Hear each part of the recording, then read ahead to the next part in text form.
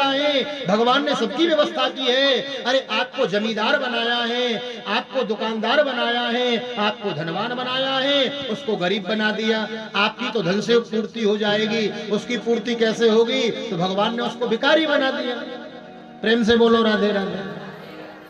और आप यदि भिखारी को देख के मुंह सकोड़ते हो, बुरा मुंह बनाते हो, तो आप भी सावधान रहना। फिर रहे मन वे नर मर चुके, जो कहूं मांग न जाए। अरे मांगने वाला तो अपनी हस्ती को मिटा के मांगता है, बाबूजी दीजिए। मांगने वाला तो पहले ही मरा हुआ है, वो तो अपने आप को मिटा के आपसे मांगता है, बाबूजी दीजिए। रहमन वे नर मर चुकी, जो कहूं मांगन जाए, लेकिन उनसे पहले वो मरे, जाके मुख से निकसे नाए। इसलिए आपके यहाँ कोई यति सन्यासी आवे तो कभी किसी को मना मत करना प्यारे, मना न करना। आज सुशीला के घर में यति आए, अलग जगाई, भवति भिक्षाम देहि। सुशीला तो पसंद रह गई, पूरी झोपड़ी में घर में घूमी आई, कशु घर में है नहीं ना, तो क्या सेवा करे। बड़ी विद्वान है, विदुषी है ना, भजन करती है, विद्वान है। मना नहीं किया संत को, दौड़ी दौड़ी गई रसोई घर में, एक फूटा सा गिलास लिया, उसमें जल भरा, और जल भर के एक तुलसी का दल उसमें छोड़ा है। ठाकुर जी का भोग लगाया घंटी बजा के, और भोग लगा के वो जल का भरा हुआ गिलास संत के सामने प्रस्तुत कर दिया। बाबा आज तो मेरे घर में जल का ही भोग बनाए, जल का ही भोग लगाए, आप जल पान करो। और बाबा वहीं बैठ गए, जल पान करने लगे। सुशीला चरणों में बैठ गई, और बाबा जल पान करते करते बाबा को याद आई, और बाबा बोल पड़े, अरे सुशीला तुमको एक बात मालूम है? बोले क्या? अरे जो द्वारिका के राजा है ना, द्वारिकाधीश भगवान श्री कृष्णचंद्र महाराज। बोले हाँ। तेरे को मालूम है वो तेरे पति के मित्र हैं? कृष्ण मेरा मित्र है, कृष्ण मेरा सखा है।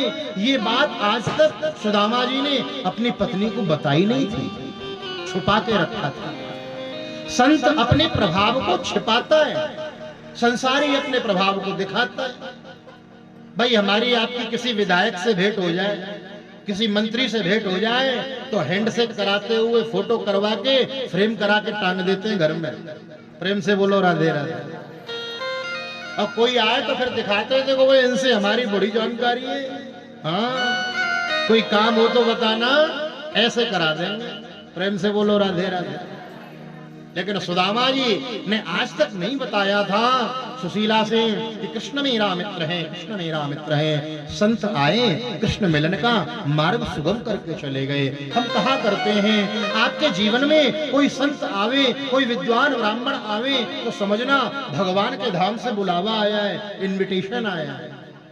ये संत और ब्राह्मण क्या करते हैं? ये भगवान के धाम का बुलावा देते हैं, ये भगवान के धाम की राह दिखाते हैं आपको। संत यदि मिले, ब्राह्मण मिले, तो समझना अब भगवान से मिलना हमारा मार्ग सुलभ हो गया है। संत कृष्ण मिलन की बड़ी सुगम रास्ता बताकर संत चले गए हैं। सुशीला तो बड़ी प्रसन्न है। सुदामा जी सायंकाल आए कुटिया में, आकर बैठे। सुशीला दौड़ी दौड़ी गई, जल लेकर आई, जल पात्र सुदामा जी को दिया है। स्वामी जी जल पान कीजिए। सुदामा जी जल पी रहे हैं। सुशीला चरणों में बैठी है, और चरणों में बैठ के स्वामी जी के चरण सेवा करने लगी। आहा, चरण दबा रही है, और चरण दबाते दबाते संत की बात याद आ गई कि कृष्ण मेरे पति के मित्र हैं। और जैसे ही बात याद आई ना, तो आंख से आंसू निकलने लगे। और जैसे ही एक अश्रुबिंदु सुशीला की आंख से निकला है, सुदामा जी के चरण पे गिरा, सुदामा जी के शरीर में तो सिहरन सी दौड़ गई। आश्चर्यचकित रह गए। अरे देवी तू रो रही है, तू रुदन करती है, क्या बात है, काहे को रो रही है? सुशीला बोली, स्वामी जी क्या बताऊं, आज आप जब कुटिया में नहीं थे ना, एक संत पधारे थे। अरे तू तो बड़ी भाग्यशाली है जो तेरे यहाँ महात्मा पधारे। जिनके गृह पावन भये संत पधारे आए। सेवा करी तूने, कछु जलपान करायो? बोले हाँ मैंने सेवा करी, जलपान करायो। वो संत एक बात कह रहे, सुदामा जी बोले कहा बात कह रहे हैं? बोले वो संत बता रहे हैं कि जो द्वारिका के राजा हैं, द्वारिकाधीश भगवान श्री कृष्णचंद्र महाराज। सुदामा जी बोले हाँ। बोले वो संत कह रहे थे कि वो कृष्ण तुम्हारे बचपन के मित्र हैं, बचपन के सखा हैं, और जो कृष्ण का नाम सुना है सुदामा जी ने, सुदामा जी के नेत्र सजल हो गए। अरे देवी तूने कौन सी बात याद दिला दी? अरे कृष्ण केवल बचपन का यार नहीं, वह तो मेरा परम मित्र है, मेरा लंगोटिया यार है। संग संग खेलते थे, संग संग पढ़ते थे। आज वो अपनी द्वारिका का राजा और मैं अपनी कुटिया का राजा। प्रेम से बोलो राधे राधे। सुशीला बोली अब इनसे कहूं कि आप जाओ मिलने के लिए, तो ऐसे तो ये जाएंगे नहीं। तो सुशीला कहती है धीरे से, आपको कभी उनसे मिलने का मन नहीं होता? सुदामा जी बोले देवी रोज सुबह शाम आंख बंद करके माला फेरने बैठता हूँ ना, मिलने ही तो जाता हूँ, रोज मिलके चला आता हूँ भजन में बैठ के।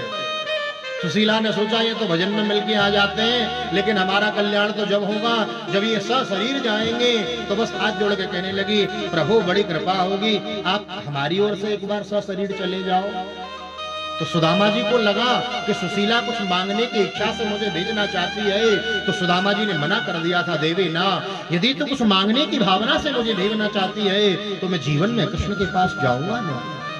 सुशीला बोली ना जी ना, मैं कब कहूं कि आप मांगो, आप तो बस दर्शन करने चले जाओ। अब सुदामा जी बोले देवी जब से आया हूं तो तब से कृष्ण कृष्ण कह रही है, अब कृष्ण कृष्ण की याद करते करते अब तो मेरा भी मन होए कि मैं कृष्ण से मिल ही आऊं। कृष्ण कृष्ण कृष्ण कृष्ण कहले मन मेरे, क्षण में पव सब पाप ताप कट जाए तेरे। जगत बावरे के संग बावरो न हुए रे, श्री कृष्ण चरणारविंद मन करके गहरे। अरे देवी तू कहे तो मैं चलो जाऊं कृष्ण से मिलने, लेकिन कन्हैया बड़े बड़े चंचल हैं। देवी कुछ स्थान ऐसे होते हैं जहाँ खाली हाथ नहीं जाया जाता। अब घर में तो कछु है ना है, तो खाली हाथ में जाऊंगा ना है। तो सुशीला कहती है आप चिंता मत करो, मैं कछु व्यवस्था करके लाऊं। देखो 3-4 स्थान ऐसे होते हैं जहाँ जाओ तो कभी खाली हाथ मत जाओ। भगवान के मंदिर में, प्रेम से बोलो राधे राधे। गुरु स्थान में, अपनी बहू बेटी के यहाँ, बहन के यहाँ यदि जा रहे हो तो कभी खाली हाथ मत जाओ। बेटी के यहाँ जा रहे हो, बहन के यहाँ जा रहे हो, कभी खाली हाथ मत जाओ। प्रेम से बोले राधे राधे। और यदि किसी मित्र के यहाँ जा रहे हो ना, तो मित्र के यहाँ भी खाली हाथ नहीं जाना चाहिए। सुशीला कहती स्वामी जी आप चिंता मत करो, मैं अभी गई व्यवस्था करके लाई। और सुशीला गई 5 घरों में, 5 घरों से एक मुट्ठी चावल की उधार मांग के लाई। माताओं का पड़ोस में व्यवहार होता है, घर में कोई अतिथि आ जाए कुछ ना हो तो तुरंत पड़ोस में जाती है, बोले एक कौली ये सामान दे दे, अभी शाम को लेके आएंगे तो ये दे देंगे। तो बस पड़ोस में गई, एक मुट्ठी चावल की 4 घरों से मांग के लाई। 4 घरों से क्यों मांगा जी, एक ही से 4 मुट्ठी मांग लेती।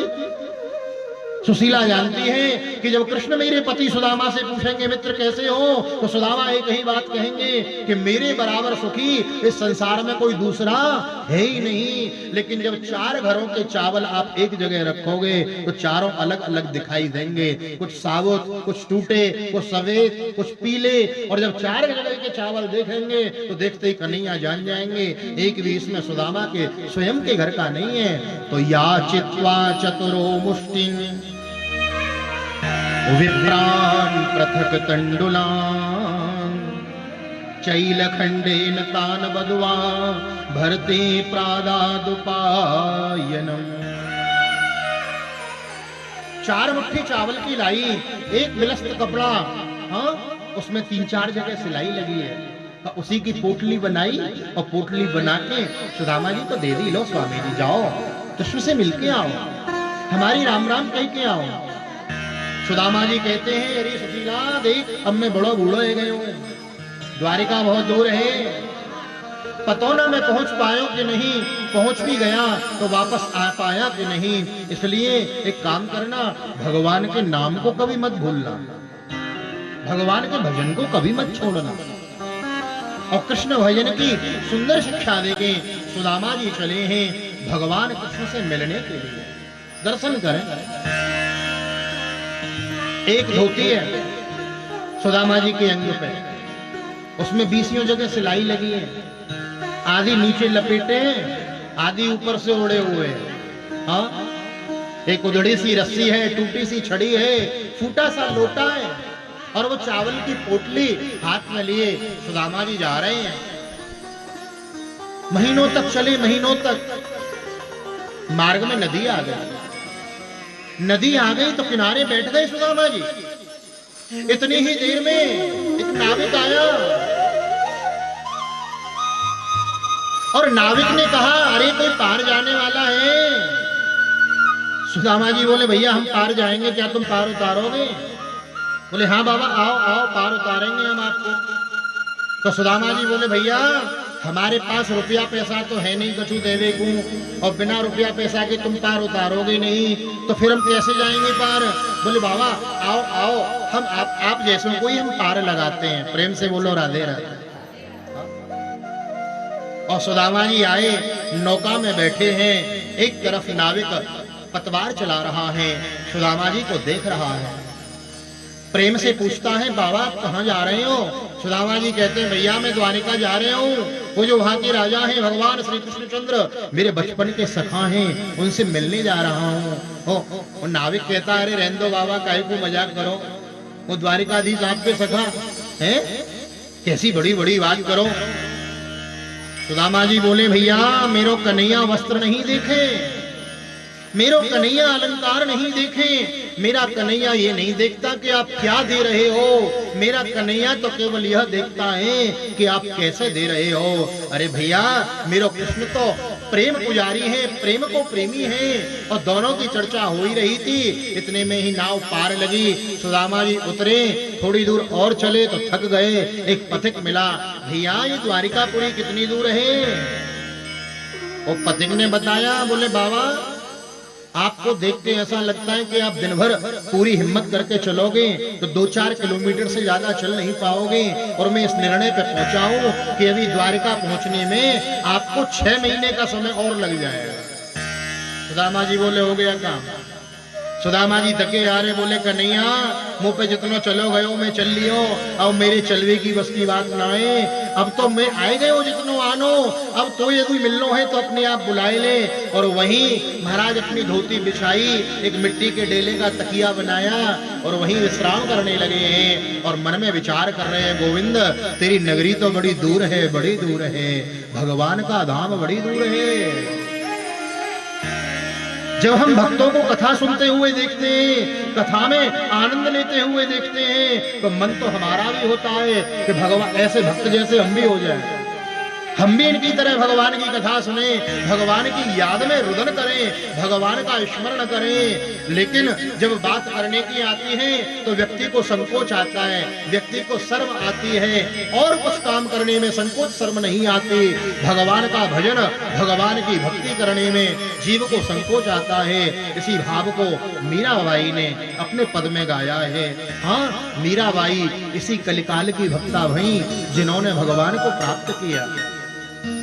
दूर नगरी, बड़ी दूर नगरी, कान्हा दूर नगरी, बड़ी दूर नगरी, कान्हा दूर नगरी, बड़ी दूर नगरी। कैसे आऊं रे कन्हाई, कैसे आऊं रे कन्हाई, तेरी गोकुल नगरी, बड़ी दूर नगरी। गाइए, दूर नगरी, बड़ी दूर नगरी, कान्हा दूर नगरी, बड़ी दूर नगरी। दोनों हाथ ऊपर उठा के ताली सेवा करें।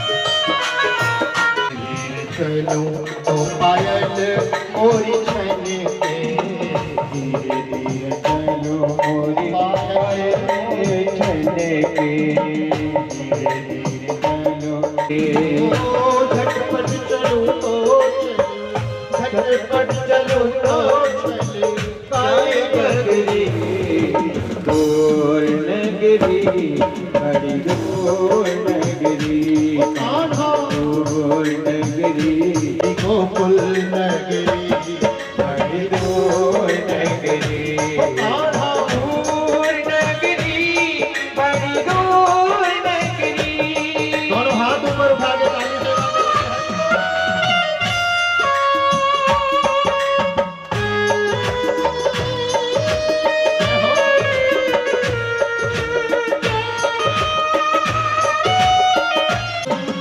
इत मथुरा उत गोकुल नगरी, ओ इत मथुरा उते मथुरा उत मथुरा उते गोकुल नगरी, बीच में यमुना, बीच में यमुना बहे गहरी, दूर नगरी बड़ी दूर नगरी, दूर नगरी बड़ी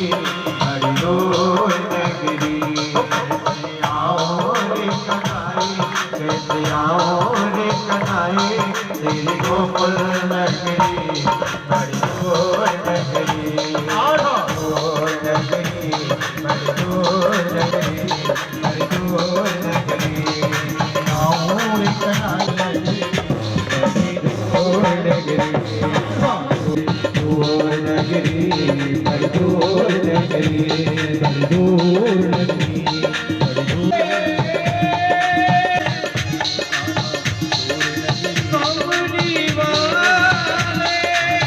द्वारिकाधीश भगवान बड़े बड़े ये बताओ ये कौन सी नगरी है? पथिक ने बताया बाबा ये द्वारिकापुरी है। सुदामा जी बोले मेरे कृष्ण की द्वारिका? बोले हाँ कृष्ण की द्वारिका। अच्छा, अरे वाह कन्हैया, मैं लेटे हो नदी किनारे और वो पथिक बता रहे हो कि 6 महीना को समय लगेगा, लेकिन सोयो तो तूने तुरंत बुलाए लियो। कन्हैया तेरी बड़ी कृपा है, तू चाहे तो एक पल में कछु भी कर दे। अरे भैया एक बात सुनो। बोले कहाँ बात है? बोले ये जो कृष्ण है कहाँ मिलेंगे, मैं मिलना चाहूँ। पथिक ने बताया बाबा सामने जो बड़े बड़े स्वर्ण के महल दिख रहे हैं ना, बोले हाँ, उनमें जो सबसे ऊपर जो ध्वजा लहरा रही है, बोले हाँ वही द्वारिकाधीश को महल है, चले जाओ। और सुदामा जी तो कृष्ण मिलने की लालसा में बड़ी प्रसन्नता से चले जा रहे हैं। जैसे ही पहुंचे हैं तो द्वारपाल प्रभु के प्रिय दो, जय और विजय जान सबको। द्वारपालों ने बड़ा सुंदर स्वागत किया है सुदामा जी का। आजकल जागरण होते हैं महाराज, जगराते, और जगराते में एक भजन गाया जाता है, अरे द्वारपालो कन्हैया से कह दो कि दर पे सुदामा। हाँ, तो उसमें झांकी निकाली जाती है, और झांकी निकालते हैं तो वो धक्के देते हैं सुदामा जी को, धक्के देते हैं। ऐसा भागवत में तो नहीं लिखा। प्रेम से बोलो राधे राधे। ये तो लोगों का मनोरंजन करने के लिए, हाँ, सुदामा जी को धक्के दे दे के उसमें बाहर निकालते हैं, अपमान करते हैं। बड़ा गलत है, ऐसा नहीं होना चाहिए। यहाँ भागवत में लिखा है कि जैसे ही सुदामा जी को आते हुए देखा ना, द्वारपालों ने हाथ जोड़ कर प्रणाम किया। बाबा हम प्रणाम करते हैं। सुदामा जी ने बताया, भैया मैं कृष्ण को मित्र हूँ, कृष्ण से मिलना चाहूँ। द्वारपाल बोले, हमारे प्रभु के मित्र तो आप जैसे ही होते हैं। प्रेम से बोलो राधे राधे। हम आपके चरणों में प्रणाम करते हैं, मैं कृष्ण से मिलना चाहूं। द्वारपाल बोले, अभी दोपहर का समय है, प्रभु दोपहर का प्रसाद पाके विश्राम मुद्रा में हैं, मैं जाके पूछता हूँ, आज्ञा लेकर आता हूँ। दौड़े दौड़े गए, अंतःपुर का दर्शन करें द्वारिकापुरी का। सोने की द्वारिका, सोने के बड़े बड़े महल, भगवान कृष्ण अंतःपुर में हैं। अंतःपुर नाम आज की भाषा में आपका हमारा बेडरूम। प्रेम से बोलो राधे राधे। भोजन प्रसादी पाके प्रभु अंतःपुर में है। अंतःपुर के बाहर बरामदे में एक सुंदर चंदन की लकड़ी का झूला बना है, वो सोने चांदी के पत्थर से मंडित है। उस झूले में हीरे मोती जवाहरात मणि माणिक के पुखराज लगे हुए हैं। मखमल का गद्दा पड़ा है, मेरे गोविंद उसमें लेटे हुए हैं। हाँ, अष्टपट रानी सेवा में लगी है। रुक्मणी जी तो झूला झुला रही है, सत्यभामा चंवर झुला रही है। हाँ, जाम्बवती पंखा कर रही है। हाँ, नागनियति तो पान का बीड़ा लेके खड़ी है। हाँ, सभी अष्टपट रानी सेवा में लगी हैं। कन्हैया विश्राम मुद्रा में है। द्वारपाल पहुंचे, प्रभु प्रणाम करते हैं। प्रभु आपके विश्राम में विक्षेप डालने का हमारा कोई ऐसा मंतव्य नहीं था, लेकिन क्या करें, द्वार पर कोई ब्राह्मण आया है, आपसे मिलना चाहता है। जैसे ही सुना ना ब्राह्मण आया है, भगवान कृष्ण उठ के बैठ गए। अरे ब्राह्मण आया तो तुमने मना क्यों किया, आने देते उसे। प्रभु दोपहर का वक्त था ना, आप विश्राम में थे, इसलिए हमने सोचा कि आपसे आज्ञा ले लें। आप यह बताएं। भगवान कृष्ण पूछते हैं, आप यह बताएं। उनका नाम वगैरह पूछा, कुछ बताया। बोले हाँ, वो कह रहे थे मैं गुजरात से आया हूँ, पोरबंदर गुजरात से आया हूँ, सुदामा मेरा नाम है। और प्रभु आपको वो अपना बचपन का मित्र बता रहे हैं। अच्छा, नाम क्या बताया? बोले सुदामा। और जो सुना कन्हैया ने कि सुदामा आया है, बस दौड़ पड़े कृष्ण से मिलने के लिए। आज अष्टपट रानी सोच रही हैं, अरे ब्रह्मा आते हैं, महेश आते हैं, बड़े बड़े देवी देवता मिलने आते हैं, लाइन में लगे रहते, नंबर आता नहीं। लेकिन ये ब्राह्मण बड़ा सौभाग्यशाली है जिससे मिलने के लिए कृष्ण दौड़ पड़े। कृष्ण दौड़े ना तो कृष्ण का उत्तरीय कहीं गिर गया, मुकुट कहीं खुल के गिर गया। 7 जोड़ी पार करनी होती है। कन्हैया दौड़े दौड़े जा रहे हैं, एक दूसरी तीसरी चौथी पांचवी छठवीं सातवीं जोड़ी पार करके देखो तो सामने एक बड़ो दुबलो पतलो ब्राह्मण खड़े हुए। सुदामा जी को देख के कन्हैया दौड़े दौड़े गए, अंक में भर लिया है, हृदय से लगा लिया है। भक्त और भगवान का मिलन हो रहा है। बोलो भक्त वत्सल भगवान की जय। जब दो प्रेमी मिलते हैं ना तो कंठ अवरुद्ध हो जाता है, कंठ से स्वर नहीं निकलता। आज सुदामा जी का भी स्वर नहीं निकल रहा है, कृष्ण का कंठ भी अवरुद्ध है, बस आंखों से अश्रु प्रवाह हो रहा है, आंखों से आंसू बह रहे हैं। हाँ, कृष्ण की पटरानियों ने सोचा जरा हम भी तो दर्शन करें, वो ब्राह्मण कितना भाग्यशाली है। तो दौड़ी दौड़ी झरोके में गई, झरोका खोल के झांकने लगी तो दुबले पतले ब्राह्मण को देखा ना तो बस चरणों में प्रणाम करने लगी। अरे ब्राह्मण देव, तुमने न जाने कौन से जन्म में कौन से पुण्य करके आए हो जो हमारे प्रभु आपसे हृदय से हृदय लगा के मिल रहे हैं। भगवान कुछ बोलते नहीं, इशारा करते करते भीतर लेके आए। आओ मित्र, भीतर आओ, भीतर आओ, अंदर लेके आए। और यहाँ कन्हैया स्वयं जिस झूले पे बैठे थे ना, उस झूले पे सुदामा जी को बिठा रहे हैं। सुदामा जी कहे, अरे लाला कहाँ करे तू, ये ऐसे चमकीले चमकीले आसन तो मैंने कभी देखे नहीं, तू मुझको यहाँ बैठ लेगी। कहे भगवान कृष्ण कहे, बोले आज जो हम करते हैं ना हमें करने दो, कुछ मत कहो, बैठो। सुदामा जी बैठ गए बेचारे। सुदामा जी को ऊपर बिठाया है, कन्हैया चरणों में बैठे, चरणों में बैठे हैं। देवी रुक्मणी जी खड़ी हैं, रुक्मणी जी को इशारा किया, अरे ब्राह्मण देवता आए हैं, जाओ झरिया में जल लेके आओ, इनके पास प्रक्षालन कराएंगे। रुक्मणी जी दौड़ी दौड़ी गई, झरिया में जल लेकर आती, तब तक तो भगवान कृष्ण ने मित्र सुदामा के चरण पकड़ लिए। और चरण पकड़ के दबावे लगे। धीरे धीरे कन्हैया ने हाथ सुदामा जी के तलवे की ओर किया ना, तो सुदामा जी को, भगवान कृष्ण को लगा कि सुदामा के पैरों की विवाइयां फटी हैं। हाँ, कहीं कहीं कांटे लगे हैं, कहीं कहीं छाले पड़े हैं। बहुत दिनों से पैदल चलकर आ रहे हैं ना, तो उन छालों में कोई कोई छाला फूट गया है, उसमें मिट्टी के कण भरे पड़े हैं। ऐसी दीन दशा देखकर भगवान कृष्ण इतने दुखी हुए कि महाराज रुक्मिणी जी जल के पात्र को लेकर खड़ी ही रही, आवश्यकता ही नहीं पड़ी। भगवान ने रुदन किया और अपने नेत्रों की अश्रुधारा से सुदामा जी के चरणों का पाद प्रक्षालन करते। देखे सुदामा की दीन दशा, करुणा करी के करुणा निधि रोए। पानी परात को हाथ छुयो नहीं, नैनन के जल सौ पग धोए। झरिया का जल लेके खड़ी रही, पाद प्रक्षालन किया कन्हैया ने, चरणामृत अंजलि में लिया। कृष्ण पीना ही चाहते थे, सुदामा जी ने हाथ पकड़ लिया। अरे लाला क्या करे तू? अरे आप ब्राह्मण हो, आपका चरणामृत में पान करना चाहिए। अरे तू द्वारिका को राजा है, तू भगवान है, त्रिलोकीनाथ है, तू मेरो चरणामृत पीवेगो। भगवान द्वारिकाधीश हाथ जोड़ के कहते हैं, प्रभु विप्र प्रसादा धरणी धरोहम, विप्र प्रसादात् कमलावरोहम, विप्र प्रसादात् अजिता जितोहम, विप्र प्रसादात् मम राम नामः। भगवान कृष्ण कहते हैं, सुदामा जी ये जो संपत्ति देख रहे हो ना, ये आप ब्राह्मणों का ही तो आशीर्वाद है, ये आप ब्राह्मणों की ही तो कृपा है। विप्र प्रसादा धरणी धरोहम, ये धरा ये द्वारिका ब्राह्मणों का आशीर्वाद है। विप्र प्रसादा अजिता जितोहम, मैंने बड़े बड़े राक्षसों पर विजय प्राप्त करी, ये ब्राह्मणों का आशीर्वाद है। विप्र प्रसादात् मम राम नामो, विप्रों का ही तो प्रसाद है, इसलिए मुझे विप्र का प्रसाद ग्रहण करने से रोके ना। भगवान ने चरणामृत पान किया है और चरणामृत के झरिया दे दिया रुक्मिणी के हाथ में, सबको बांटो, पूरी द्वारिका में इसका सिंचन करो, सिंचन करो। सुंदर स्नान कराया, महाराज मस्तक पे तिलक लगाया है सुदामा जी को। हाँ, और एक बहुत बड़ी सोने की थाली में तकरीबन 50 कौलियां और उसमें 56 प्रकार के व्यंजन बनाए और 56 प्रकार के भोग बना के सुदामा जी के सामने प्रस्तुत कर दिए। मित्र पाओ। सुदामा जी बोले, अरे लाला कन्हैया, ऐसे ऐसे पकवान तो मैंने कभी स्वप्न में देखे नहीं, और मैं ये नहीं खा सकूं। क्यों?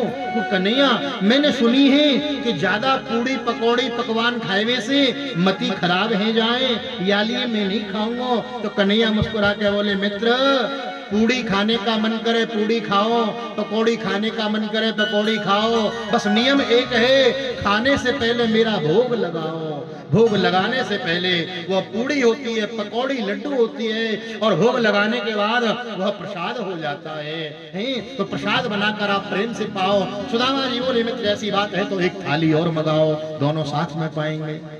एक थाली और सज के आई, दोनों ने प्रेम से प्रसाद पाया।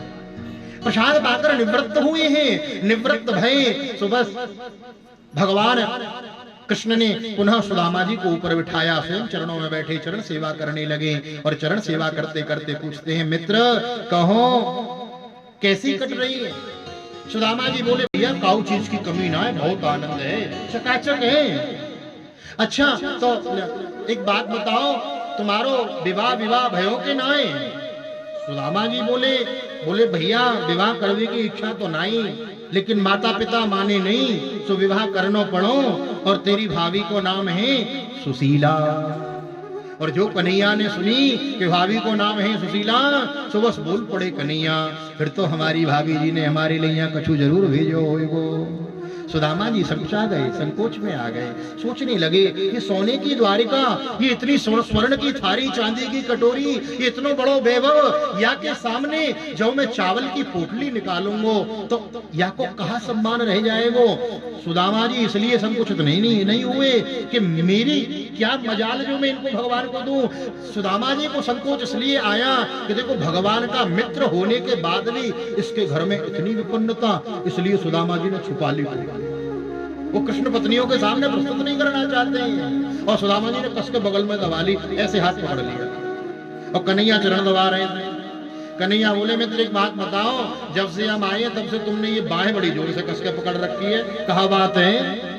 सुदामा जी बोले भैया बहुत दूर से आए हो, मेरे दर्द दे रहे हो। तो कन्हैया बोले ले हम भी कितने पागल हैं, दर्द तुम्हारे हाथ में रहे हो और दबाए रहे हम तुम्हारे पांव। कन्हैया ने पांव तो छोड़ दिए, लाओ तुम्हारो हाथ दबावे। और जो सुदामा जी की बाहें उठाई तो चावल की पोटली नीचे गिर पड़ी है। कन्हैया ने उठा लिया, घुमा घुमा के देखते हैं, हाँ खोला है पोटली को, उसमें 4 घर के 4 मुट्ठी चावल अलग अलग। पहचान गए कृष्ण, एक भी इसके स्वयं के घर का नहीं है। कन्हैया तो प्रेम में विह्वल हो गए, विभोर हो गए। कन्हैया प्रेम के भूखे हैं प्यारे। भाव बिन कुछ भी वो देवे, मैं उसे लेता नहीं। भाव से एक पुष्प भी दे, वो मुझे स्वीकार है।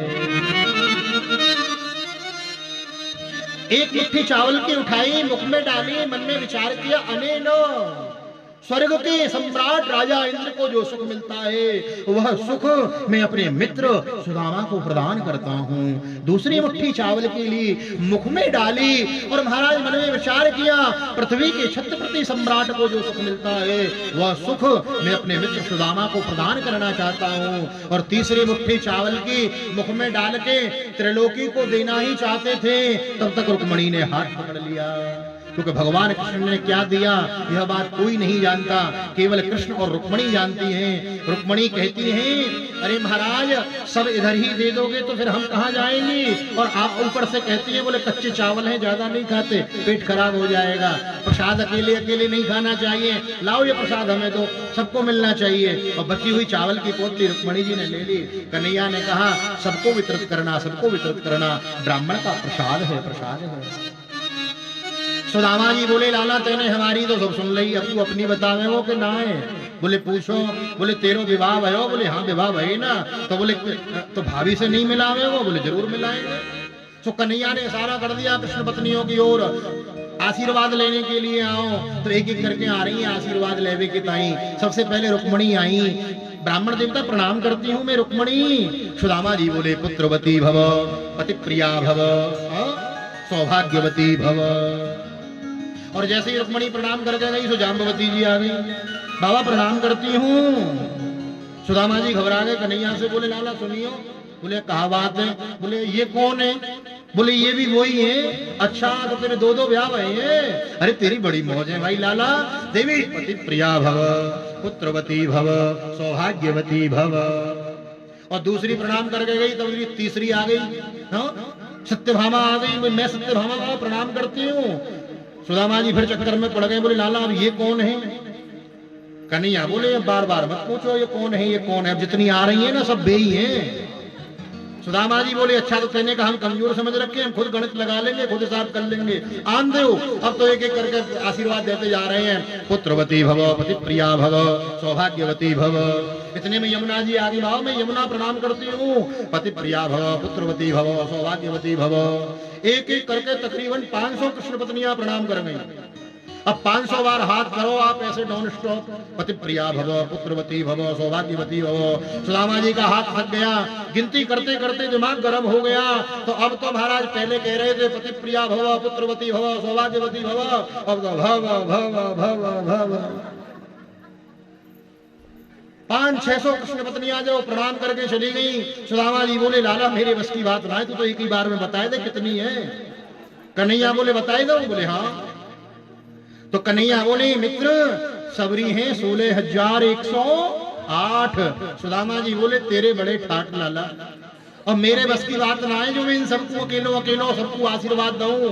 तू इन सबको अर्धांग, ये सब तेरी अर्धांगिनी, एक काम कर इन सबकी ओर से तू ही मुझको प्रणाम कर ले, मैं तो को आशीर्वाद दे दूंगा तो सबको मिल जाएगा।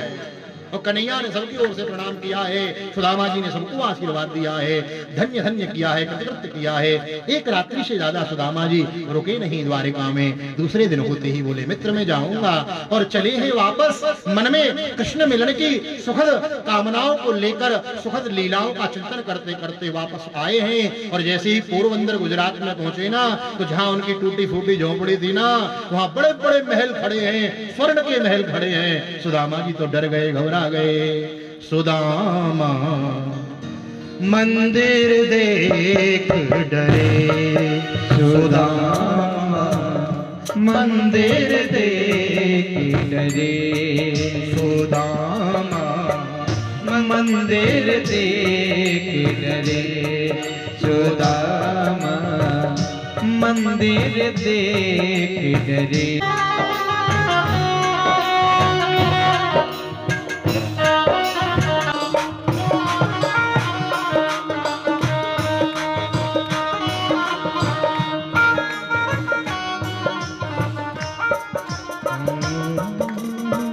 यहाँ तो हती मेरी टूटी सी झुपड़िया, यहाँ तो हथी मेरी टूटी सी झुपड़िया, यहाँ तो हती मेरी टूटी सी झुपड़िया, ओ यहाँ तो हथी मेरी टूटी सी झुपड़िया, कंचन महल खड़े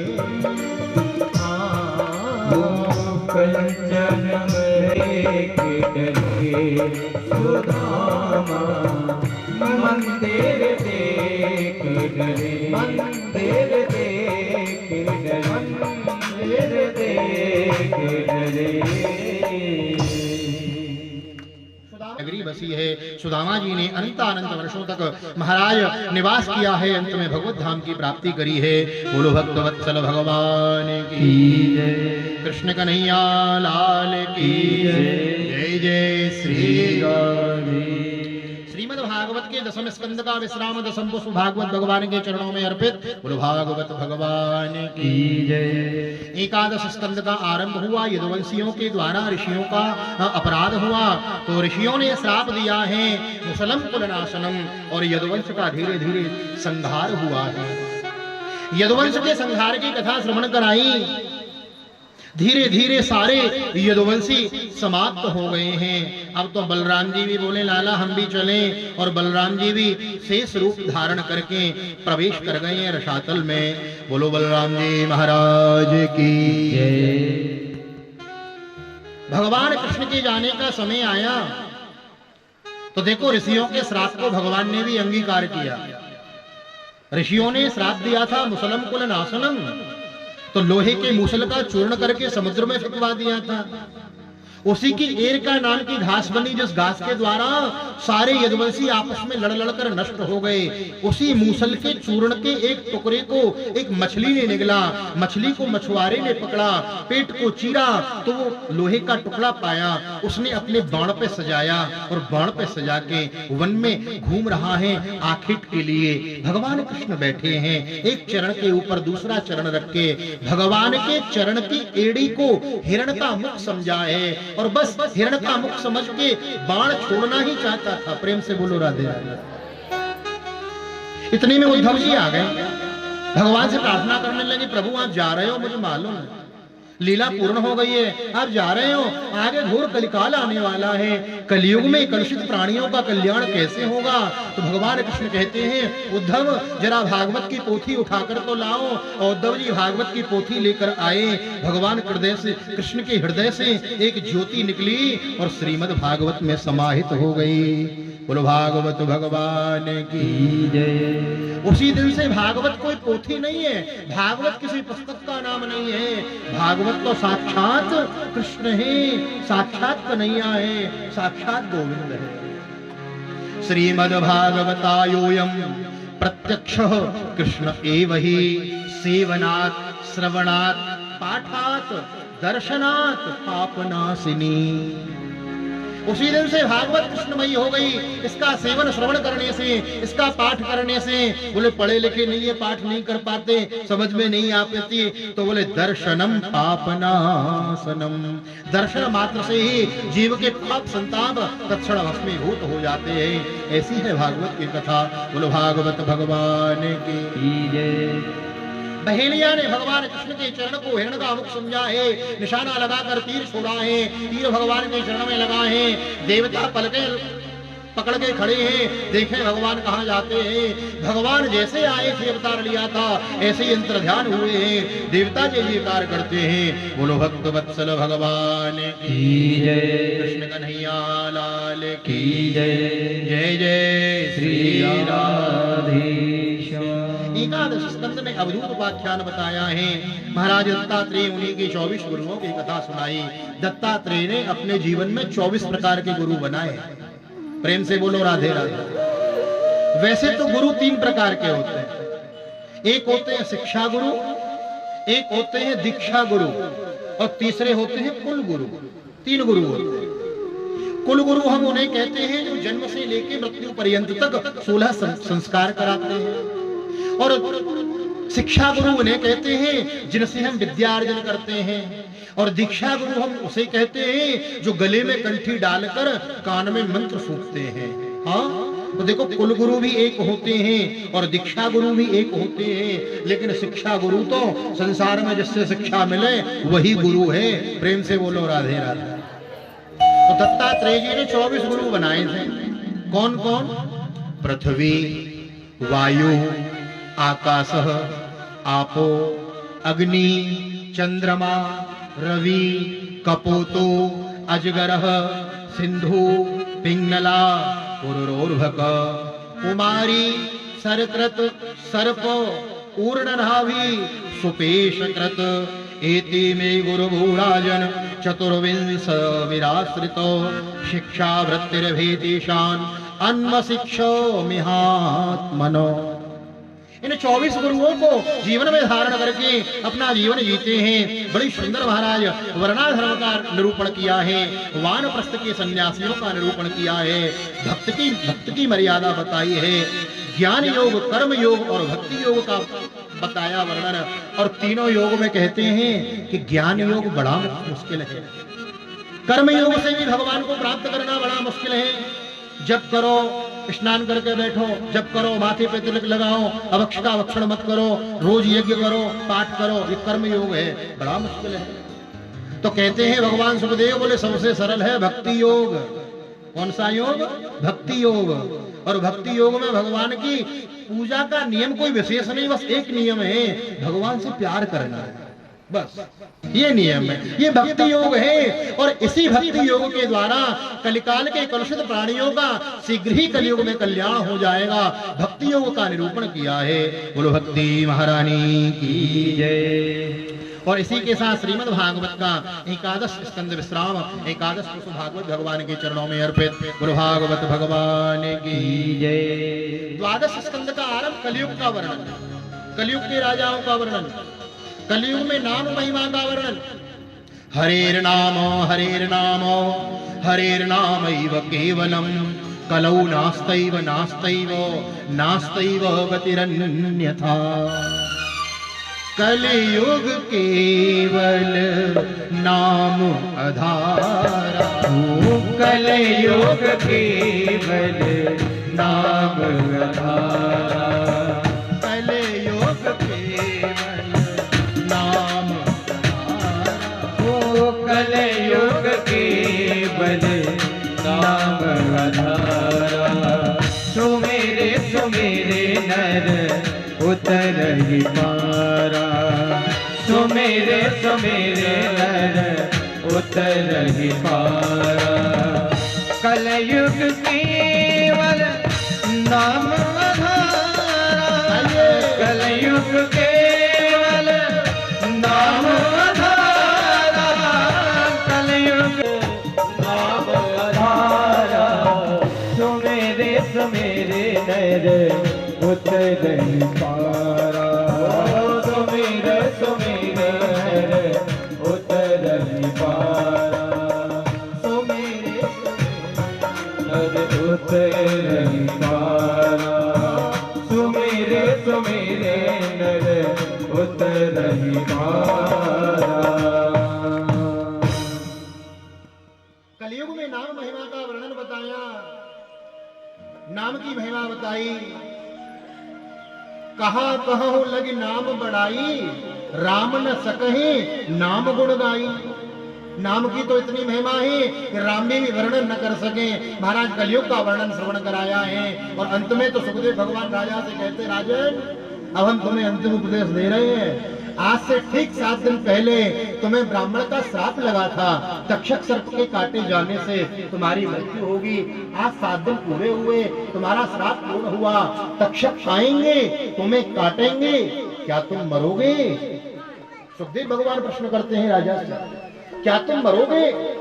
राजा परीक्षित कहते हैं, प्रभु मेरा तो जन्म ही नहीं हुआ तो भला मैं मरूंगा क्यों? देती है न मरती है। प्रभु जन्म मरण तो इस शरीर का होता है, मैं शरीर नहीं, मैं तो चिन्मयी आत्मा हूँ। सुखदेव भगवान जान गए और बोले, परीक्षित मैं समझ गया, तूने भागवत श्रवण कर ली। और सुखदेव भगवान वहां से खड़े हुए हैं, राजा ने पूजन किया है और सुखदेव भगवान यथा स्थान प्रस्थान कर गए हैं। बोलो भक्तवत्सल भगवान की जय। तक्षक सर्प आए, एक पुष्प के भीतर कीड़े का रूप धारण करे और राजा के पास जैसे ही पुष्प पहुंचा है, तक्षक ने विकराल रूप धारण किया है। राजा के पांच भौतिक शरीर को डसा है, राजा का शरीर जलकर के राख बन गया। महाराज तक्षक सर्प प्रस्थान कर गए हैं। जन्मेजय को पता चला है, जन्मेजय ने सर्प यज्ञ किया है। हाँ, और सर्प यज्ञ के कुंड में सर्प आकर स्वाहा होने लगे हैं। तो आस्तिक मुनि आए, आस्तिक मुनि ने यज्ञ को रुकवाया है और महाराज बड़ी सुंदर शिक्षा दी है। अंत में तो श्रीमद् भागवत की पूरी कथा को एक विषय सूची अनुक्रमणिका में बद्ध कर दिया है। तो आइए 7 दिन की भागवत की कथा आपको एक बार पुनः सूक्ष्म रूप से 7 मिनट में सुनाई देते हैं। प्रेम से बोलो राधे राधे राधे राधे। सावधान होकर बैठे। बोलो भागवत भगवान की जय। भागवत, भागवत में 4 अक्षर हैं। भा माने भक्ति, गा माने ज्ञान, वा माने वैराग्य और ता माने त्याग। तो भक्ति, ज्ञान, वैराग्य और त्याग से ओतप्रोत भगवान और भगवान के भक्तों की जिसमें कथा हो उसे हम भागवत कहते हैं। बोलो भागवत भगवान की जय। कृष्ण कन्हैया लाल की जय। श्रीमद् भागवत महापुराण 335 अध्याय, 18,000 श्लोक, 12 स्कंध। सर्वप्रथम महात्मा की चर्चा की गई। महात्मा में 6 अध्यायों की कथा सुनाई, भक्ति नारद की संवाद सुनाया है।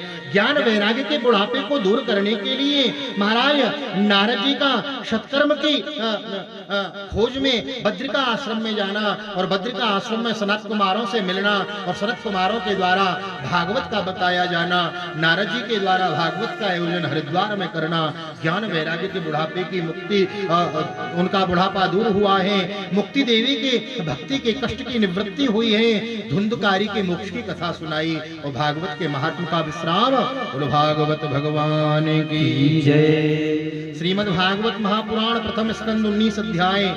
सुखदेव और परीक्षित के जन्म की कथा के प्रसंग हमने विस्तार से सुना। परीक्षित को किस प्रकार श्राप लगा, परीक्षित को श्राप लगा 7 दिन में मरने का। परीक्षित सब कुछ त्याग कर आए, गंगा किनारे बैठे हैं और सभी ऋषि मुनियों से एक ही प्रश्न करते हैं कि जल्दी मरने वाले व्यक्ति को क्या करना चाहिए। इसी के साथ द्वितीय पुष्प विश्राम, द्वितीय स्कंद विश्राम, द्वितीय पुष्प भागवत भगवान के चरणों में अर्पित। बोलो भागवत भगवान की जय। महाराज द्वितीय स्कंद 10 अध्याय, सद्यो मुक्ति, क्रम मुक्ति का वर्णन, ब्रह्मा जी की उत्पत्ति का वर्णन और चतुश्लोकी भागवत का दान।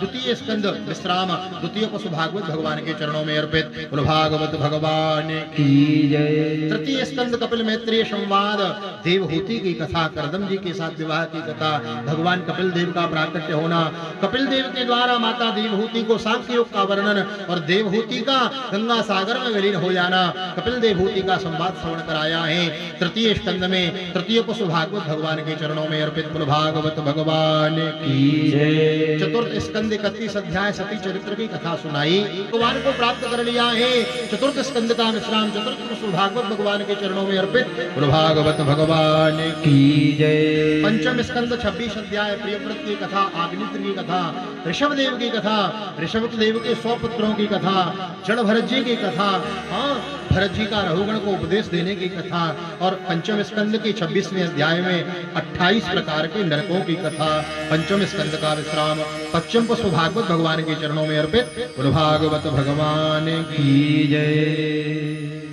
षष्ठम स्कंद 19 अध्याय, अजामिल उपाख्यान की कथा। अजामिल ने जीवन भर पाप किया और बेटे का नाम नारायण रख गए। बेटे को पुकारा, बेटे ने सुना नहीं, भगवान ने सुन लिया।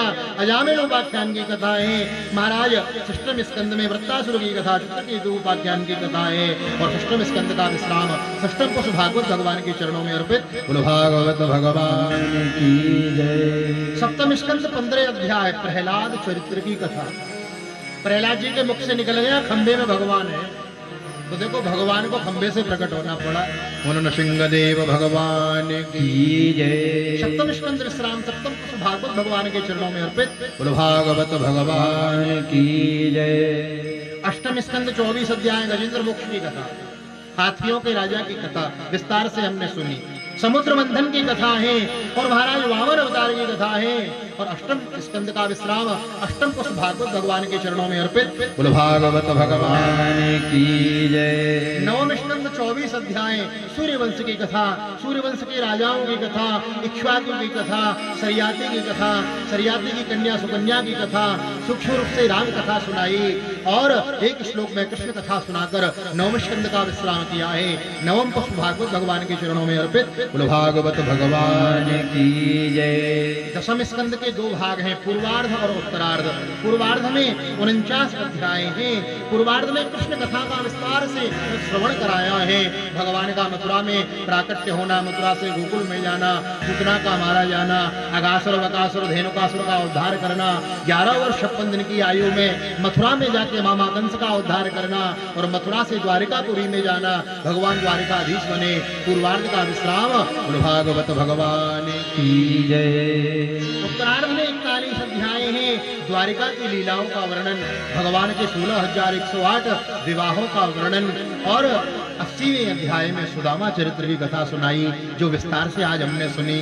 हाँ, दशम पुष्प भागवत भगवान के चरणों में अर्पित। बोलो भागवत भगवान की जय। एकादश स्कंद 31 अध्याय नव योगेश्वर संवाद, कृष्ण उद्धव संवाद, भगवान कृष्ण का स्वधाम जाना और कृष्ण के हृदय से एक ज्योति का भागवत में प्रविष्ट हो जाना। हाँ, एकादश स्कंद में ही महाराज यदुवंशियों को साथ लगने की कथा और यदुवंशियों के संहार की कथा, भगवान के स्वधाम गमन की कथा। एकादश स्कंद विश्राम एकादश कुश भागवत भगवान के चरणों में अर्पित। बोलो भागवत भगवान की जय। द्वादश स्कंद 13 अध्याय कलयुग का वर्णन, कलयुग में नाम महिमा का वर्णन। हाँ, और परीक्षित को अंतिम उपदेश, सुखदेव जी का यथास्थान प्रस्थान करना, तक्षक का परीक्षित को काटे जाना, आस्तिक मुनि के द्वारा यज्ञ का रुकवाना और भागवत की पूरी अनुक्रमणिका जो मैंने अभी आपको सुनाई, यह श्रवण कराई। द्वादश पुष्प भागवत भगवान के चरणों में अर्पित। बोलो भागवत भगवान की जय।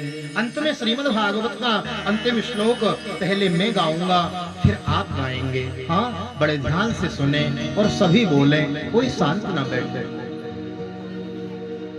नाम संकीर्तनम यस्य, नाम संकीर्तनम यस्य, सभी बोले नाम संकीर्तनम यस्य, नाम संकीर्तनम यस्य, सर्व पाप प्रणाशनम, सर्व पाप प्रणाशनम, सर्व पाप प्रणाशनम, सर्व पाप प्रणाशनम, प्रणामो दुख समनः, प्रणामो दुख शमिनः, प्रणामो दुख समनः, प्रणामो दुख शमिनः, तं नमामि हरिं परम, तं नमामि हरिं परम, तं नमामि हरिं परम, तं नमामि हरिं परम। श्रीमद् भागवत का अंतिम श्लोक जिसकी व्याख्या बड़ी सुंदर है। नाम संकीर्तनम यस्य, भगवान के नाम का संकीर्तन करने से सर्व पाप प्रणाशनम, हमारे पाप ताप संताप तत्क्षण भस्मीभूत हो जाते हैं। ऐसे भगवान श्री कृष्ण को हम सभी प्रणाम करते हैं। बोलो भागवत भगवान की जय। कन्हैया लाल की जय। जय जय श्री